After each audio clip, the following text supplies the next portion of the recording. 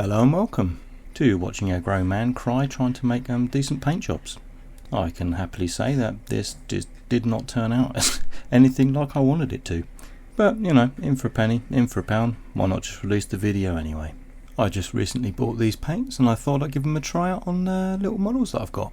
I had some Runtherd minis, which I had absolutely no plan for or didn't even really want to keep.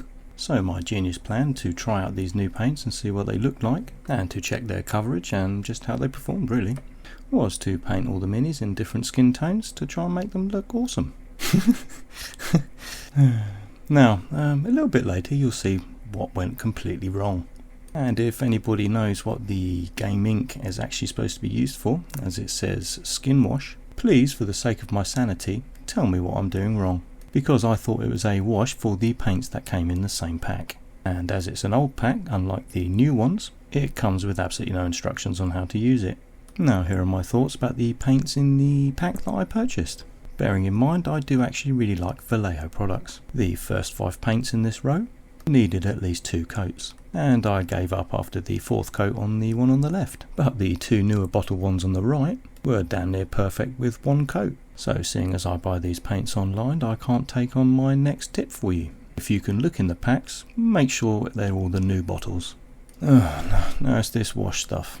As I thought it was an actual wash, I then went and applied it all over all of the minis, which I later found out would be completely soul destroying. Please, someone tell me how to use this stuff. I beg of you. Now I did think I'd also thin it down to see how it acts, thinking it would only seep into the recesses. So I tried it on another model, using one of the better new paint bottles, because I'm lazy and I didn't want to put multiple coats on them. I did this to see if it would give a more subtle appearance and maybe I could use it for blending techniques. And I'm not really too convinced about the outcome of that one either.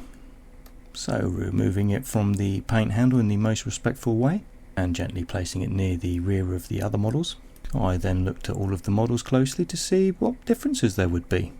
And I found that they were all the same colour now. It was at this point that I thought, do you know what, I'm just going to throw them in the bin and just start a new project.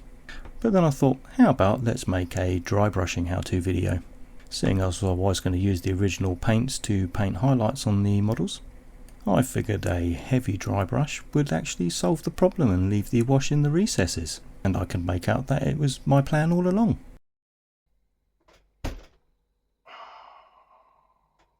After reviewing the models again, and putting my brilliant thinking cap on, and even removing my glasses to see if they looked better, I dry brushed them again. Now I've never used a wash over gold, so let's go and try that as well. And seeing as I can't close this paint pot, I'm just going to use this on the clothes, because you know, why not? Couldn't get any worse, could it? Now if I were to give you my review of the Citadel paint pots, yep, I absolutely hate them. I have no idea who thought these pots were a good idea. I think I've only used this pot a few times and the hinge broke, and it never closed ever since I first opened it. So I recommend masking tape to close the pots.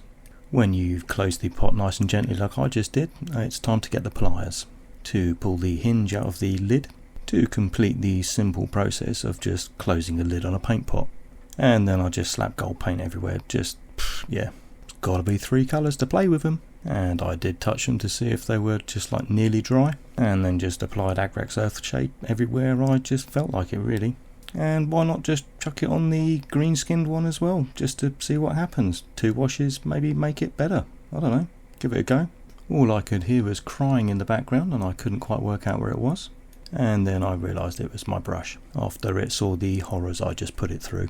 So after calming it down and cradling it like a little baby, I sung it a little lullaby to calm him down, and promised I wouldn't do that to him ever again. And normally I'd just throw him in with all the other brushes. I thought as a treat I would tuck him into his own little bed for the night, just to make up for my shoddy workmanship. Now I purposely left my camera out of focus to see if it would hide some of the really bad work. So please let me know if the camera made it look better when blurry. So all I say is thanks for watching and have fun.